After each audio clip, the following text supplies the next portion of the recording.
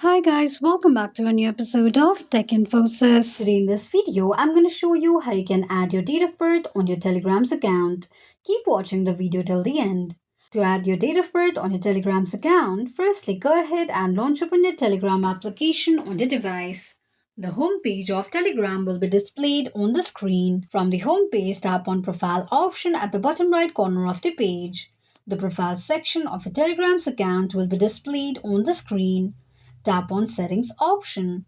On the next page, tap on Add Birthday option. Enter your date of birth and click on Save. This is how you can add your date of birth on your Telegram's account quickly and easily just in few steps. If you have any thoughts or queries, let us know in the comments section. Don't forget to subscribe to our channel for further updates.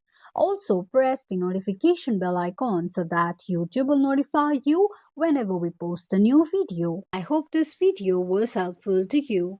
If it was, just go ahead and give us a thumbs up.